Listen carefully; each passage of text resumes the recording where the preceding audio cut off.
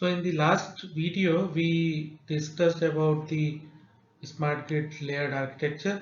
We saw the various layers in the smart grid architecture. We started with component layer, then we discussed the communication layer, then information layer, then we discussed the functional layer, and then we discuss the business layer.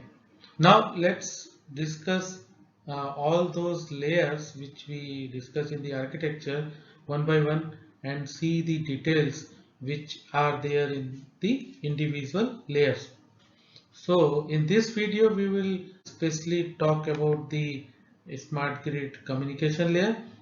So in the field, you will see that the smart grid communication layer is composed of multiple technologies, because depending upon the area in which the communication requirement arises, the communication technology is chosen accordingly. Say for example, for house, we develop the home area network, which will interact with the EV charging station or electric vehicle. It will also interact with the home controller or and the integrated home display. It will also interact with the various appliances which are there in the house, and it will also interact with the various meters. So meters can be energy meter or gas meter or water meters. So what will happen that for house to acquire the data, we need the home area network to be set up, through which we will acquire the information from various devices which are connected in the house. So house level network, that is house area network, is mostly a Wi-Fi network in the house. We also have other technologies like Zigbee for the data acquisition at the house level. After the data is being acquired at the house level, the data from various houses can be collected using Zigbee or maybe RF mesh. Similar kind of technologies we can utilize, and then we will have data concentrating unit which will acquire data from nearby houses, and through repeaters it will send data to the control center. So this is how the data at the house level is being shared to the control center. We will discuss all of these things in detail when we will talk about the advanced metering infrastructure and smart meter in detail. Now, this is the solution which we generally see when we share the smart meter data with the control center. Then there are substations also, where we have various substation devices connected, say remote terminal unit or maybe intelligent electronic devices which are part of our substation architecture. They will interact with the control center using various communication mechanisms.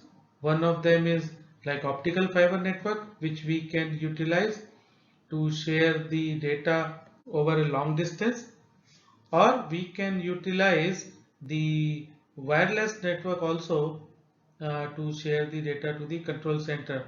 One of such example is the MPLS, that is multi-protocol level switching. That is again similar to the GPRS network, where the MPLS protocol is being utilized to give the priority for the data packet to travel from substation to the control center.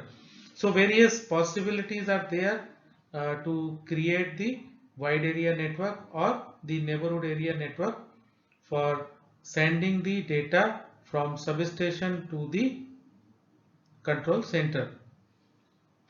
Now, the data can be shared with the help of optical fiber or maybe wireless using GPRS 3G or maybe the Wi-Fi if the substation is nearer to the control center.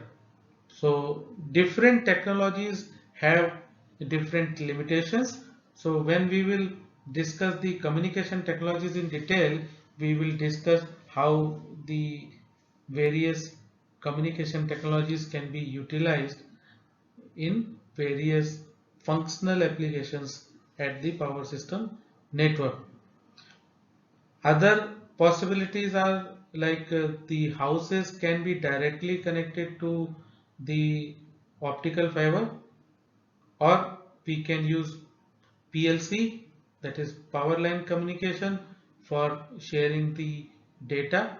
So communication layer contains multiple possibilities of sharing the data. It depends upon what kind of technology we are utilizing at which level. Let's see what are the various possible technologies which we can utilize at various layers.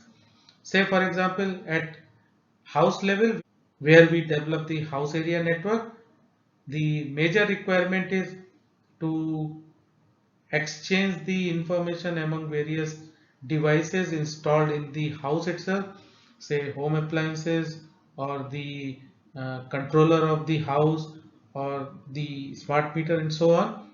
So the smart home gateway will share the data from house to the external world. Mainly the smart meter data is communicated to the external world, where we are exchanging the information related to energy consumed by a house. So at the house area level, where the customer domain of the NIST domain is touched, the possible technologies are ZigBee, Wi-Fi, Longworks, BSC Net, HomePlug, or OpenHAN. So these are the possible technologies which are available in the communication domain. So we need not to worry about those technologies at this point of time. Couple of technologies which are required we will discuss when we will go through the various communication technologies. So we will discuss important technologies which are the building blocks of the smart grid architecture. So for example, ZigBee and Wi-Fi are the two basic technologies which are widely used at the home level for data exchange. The HAN, that is home area network, is the last mile network where the field data is being acquired. From there the data travels to neighborhood area network, means the smart meter data from all the houses is being aggregated. So at the edge of the neighborhood area network you will see the data concentrator unit called as DCU, which is responsible to aggregate the smart meter data from all the houses, or maybe the controller information from all the houses, aggregate it at the neighborhood area network, and then push the data to the upper layer, that is wide area network. The neighborhood area network is mostly being utilized at the distribution system level, where the example members are like relays, modems, bridges, or different access points are being utilized to share the data at the neighborhood area network level. So what are the possible technologies here? We have WiMAX, broadband over power line or power line carrier communication, wireless mesh, IEC62056. This we will discuss in detail when we will talk about the smart meter data communication. IEC62056 is also called as TLMS QoSHAM protocol for the smart meter data communication. So out of the technologies which are listed here, we'll discuss mainly about the IEC62056 and the power line carrier communication. The power line carrier communication is very important to understand. It is a old technology for sharing the data between various substations, but it is also being increasingly utilized at the house level to share the data. So when we'll discuss the communication technology, we'll discuss them in detail. Now, after the data concentrator unit, the data travels to the control center. At control center, we will have metadata management system to accept the metadata. For other information collection, we will have SCADA system also at this level, where the substation related data will be collected. We may also have other applications also like phasor data concentrators, where the PMU data is collected. So this is the boundary line of the control center, where the devices will collect the data from the field for running the various applications at the control center level. So for sending data from neighborhood area network to the control center, we utilize wide area network. Now the wide area network is mainly interacting with the transmission layer or the data which is traveling over a long distance. Here the possible technologies are SONET, that is synchronous network, WDM, wave division multiplexing, ATM, that is asynchronous transfer mode, MPLS, multi-protocol level switching, frame relay, satellite or microwave, IEC 61850 and DNP3. So IEC 61850 and DNP3 are the two major protocols which we will discuss. These are the protocols which are used at the transmission level. 61850 is mainly used for substation automation, where the intelligent electronic devices interact with the uh, enterprise applications using 61850. Now the DNP3 is the SCADA communication protocol. We will discuss these protocols when we will talk about the various power system protocols later in this course. Now the enterprise level, we will have uh, mainly the enterprise related operations and the operations related to bulk generation. So here all the software applications will be utilized for better monitoring and control of the system.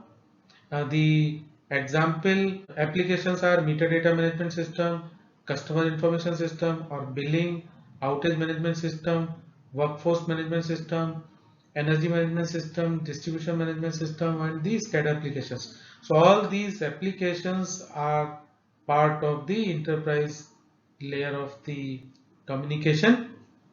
Here we utilize mostly IC 61970, 61968 protocols. We will discuss them in detail because these are the mostly utilized standards for the standard data communication in the power system network. We will discuss them in detail. Other solutions are like web services, which are utilized for sharing the data among various enterprise applications. Multi-speak is another protocol for distribution system data exchange. Then various message buses which are required for seamless integration of the data between various applications.